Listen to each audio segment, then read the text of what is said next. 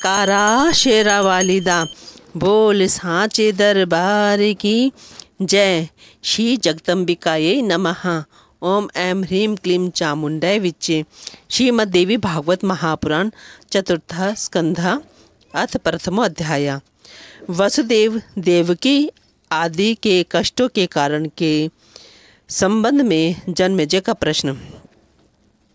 जन्मेजय बोले, हे वासवेय, हे मुनिवर, हे सर्वज्ञान निधे, हे अनघ, हमारे कुल की वृद्धि करने वाले, हे स्वामिन, मैं श्री कृष्ण के विषय में पूछना चाहता हूँ।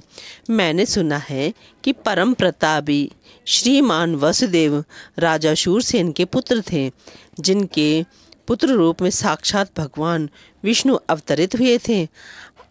आनक दुंदुभि नाम से विख्यात वे वसुदेव देवताओं के भी पूज्य थे। धर्मपरायण होते हुए भी वे कंस के कारागार में क्यों बंद हुए? उन्होंने अपनी भार्या देवकी सहित ऐसा क्या अपराध किया था जिससे ययाति के कुल में उत्पन्न कंस के द्वारा देवकी के 6 पुत्रों का वध कर दिया गया? साक्षात भगवान विष्णु ने वसुदेव के पुत्र रूप में कारागार में जन्म क्यों ग्रहण किया? देवताओं के अधिपति भगवान श्री कृष्ण गोकुल में किस प्रकार ले जाए गए और वे भगवान होते हुए भी जन्मांतर को क्यों प्राप्त हुए? अमित तेजस्वी श्री कृष्ण के माता पिता वसुदेव और देवकी को बंधन में क्यों आना पड़ा? जगत की सृष्टि करने में समर्थ उन भगवान श्री कृष्ण ने माता देवकी के गर्भ में स्थित हो रहते हुए भी अपने वृद्ध माता पिता को बंधन से मुक्त क्यों नहीं कर दिया? उन वसुदेव तथा देवकी ने महात्माओं द्वारा भी दुस्साध्य ऐसे कौन से कर्म जो पूर्व जन्म किए थे जिससे उनके यहाँ परमात्मा भगवान श्री कृष्ण का जन्म हुआ? वे 6 पुत्र कौन थे? वह कन्या कौन थी जिसे कंस ने पत्थर पर पटक दिया था और वह हाथ से छूटकर आकाश में चली गई तथा पुनः अष्टभुजा के रूप में प्रकट हुई? हे अनघ, बहुत सी पत्नियों वाले श्री कृष्ण के गृहस्थ जीवन, उसमें उनके द्वारा किए गए कार्यों तथा अंत में उनके शरीर त्याग के विषय में बताइए। किंवदंती के आधार पर मैंने भगवान श्री कृष्ण का जो चरित्र सुना है उससे मेरा मन परम विस्मय में पड़ गया है। अतः आप उनके चरित्र का सम्यक रूप से वर्णन कीजिए। पुरातन धर्मपुत्र महात्मा तथा देवस्वरूप ऋषि श्रेष्ठ नर नारायण ने उत्तम तप किया था। जगत के कल्याणार्थ निराहार जितेंद्रिय तथा स्पृहा रहित हो रहते हुए काम क्रोध लोभ मोह मद मात्सर्य इन 6 पर पूर्ण नियंत्रण रखकर साक्षात भगवान विष्णु के अंश स्वरूप जिन नर नारायण मुनियों ने पुण्य क्षेत्र बद्रिकाश्रम में बहुत वर्षों तक श्रेष्ठ तपस्या की थी, नारद आदि सर्वज्ञ मुनियों ने प्रसिद्ध तथा महाबल संपन्न अर्जुन तथा श्री कृष्ण को उन्हीं दोनों का अंशावतार बताया है। उन भगवान नर नारायण ने एक शरीर धारण करते हुए भी दूसरा जन्म क्यों प्राप्त किया और पुनः वे कृष्ण तथा अर्जुन कैसे हुए? जिन मुनि प्रवर नर नारायण ने मुक्ति हेतु कठोर तपस्या की थी, उन महातपस्वी तथा योग सिद्धि संपन्न दोनों देवों ने मानव शरीर क्यों प्राप्त किया? अपने धर्म में निष्ठा रखने वाला शूद्र अगले जन्म में क्षत्रिय होता है और जो शूद्र वर्तमान में जन्म में पवित्र आचरण करता है वह मृत्यु के अनंतर ब्राह्मण होता है।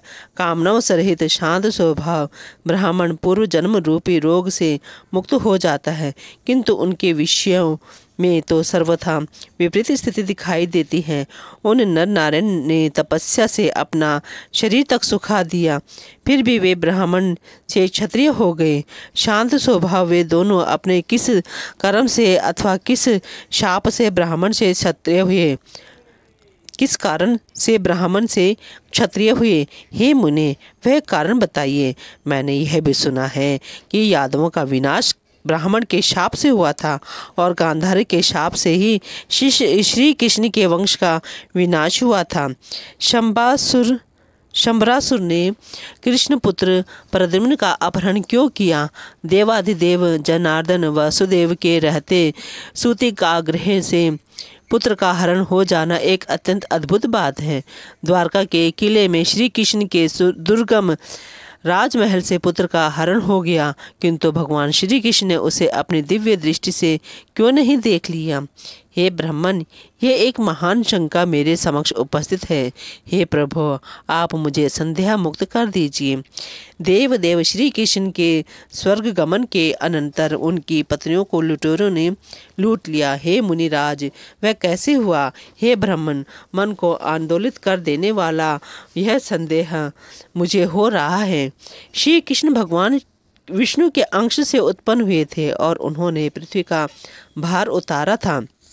हे साधु, ऐसे वे जनार्दन जरासंध के भय से मथुरा का राज्य छोड़कर अपनी सेना तथा बंधु बांधवों के सहित द्वारकापुरी क्यों चले गए?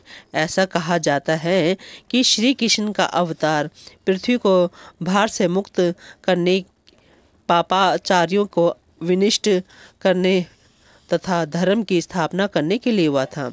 फिर भी वासुदेव ने उन लुटेरों को क्यों नहीं मार डाला, जिन लुटेरों ने श्री कृष्ण की पत्नियों को लूटा तथा उनका हरण किया? सर्वज्ञ होते हुए भी श्री कृष्ण उन चोरों को क्यों नहीं जान सके? भीष्म पितामह तथा द्रोणाचार्य का वध पृथ्वी का भार हरण स्वरूप कार्य कैसे माना गया? युधिष्ठिर आदि सदाचारवान महात्मा, धर्मपरायण, पूज्य तथा श्री कृष्ण भक्त उन पांडवों ने यज्ञों के राजा कहे जाने वाले राजसूय यज्ञ का विधि पूर्वक अनुष्ठान करके उस यज्ञ में ब्राह्मणों को श्रद्धापूर्वक अनेक प्रकार की दक्षिणाएं दी। हे मुने, वे पांडुपुत्र देवताओं के अंश से प्रारभूत थे तथा श्री कृष्ण के आश्रित थे। फिर भी उन्होंने इतने महान कष्ट क्यों भोगने पड़े? उस समय उनके पुण्य कहाँ चले गए थे? उन्होंने ऐसा कौन सा महाभयानक पाप किया था जिसके कारण वे सदा कष्ट पाते रहे? पुण्यात्मा द्रौपदी यज्ञ के वेदी के मध्य से प्रकट हुई थी। वे लक्ष्मी के अंश से उत्पन्न थी, साध्वी थी तथा सदा श्री कृष्ण की भक्ति में लीन रहती थी। उस द्रौपदी ने भी बार बार महाभीषण संकट क्यों प्राप्त किया? दुशासन के द्वारा उसे बाल पकड़कर घसीटा गया तथा अत्यधिक प्रताड़ित किया गया। केवल एक वस्त्र धारण की हुई वह व्याकुल द्रौपदी रजस्वला अवस्था में ही कौरवों की सभा में ले जाई गई। पुनः उसे विराट नगर में मत्स्य नरेश की दासी बनना पड़ा। कीचक के द्वारा अपमानित होने पर वह कुररी पक्षी की भांति बहुत रोई थी। पुनः जयद्रथ ने उसका अपहरण कर लिया, जिस पर वह करुण क्रंदन करती हुई अत्यधिक दुखित हुई थी। बाद में बलवान महात्मा पांडवों ने उसे मुक्त कराया था। क्या यह उन सबके पूर्व जन्म किए गए पापकृत्य का फल था जो वे इतने पीड़ित हुए? हे महामते, उन्हें नानाविध कष्ट प्राप्त हुए। मुझे इसका कारण बताइए। यज्ञों में श्रेष्ठ राजसूय यज्ञ करने पर भी मेरे उन पूर्वजों ने महान कष्ट प्राप्त किया। लगता है पूर्व जन्म में कृत कर्मों का ही यह फल है। देवताओं के अंश होने पर भी उन्हें कष्ट प्राप्त हुआ। मुझे यह महान संदेह है। महान सदाचार परायण पांडवों ने जगत को नाशवान जानने के बावजूद भी धन के लोभ से छद्म का आश्रय लेकर भीष्म पितामह तथा द्रोणाचार्य आदि का संहार किया। महात्मा वासुदेव ने उन्हें इस घोर पाप कृत्य के लिए प्रेरित किया और उन्हीं महात्मा श्री कृष्ण के द्वारा प्रेरित किए जाने पर उन पांडवों ने अपने कुल का विनाश कर डाला। सज्जन पुरुषों के लिए भिक्षा मांग कर अथवा नीवार आदि खाक कर जीवन बिता लेना श्रेयस्कर होता है। लोभ के वशीभूत होकर वीर पुरुषों का वध न करके शिल्प कार्य आदि के माध्यम से जीवन यापन करना उत्तम होता है।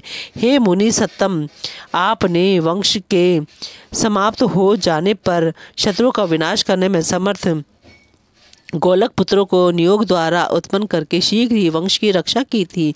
कुछ ही समय के पश्चात विराट पुत्री उत्तरा के पुत्र महाराज परीक्षित ने एक तपस्वी के गले में मृत सर्प डाल दिया। यह अद्भुत घटना कैसे घटित हो गई?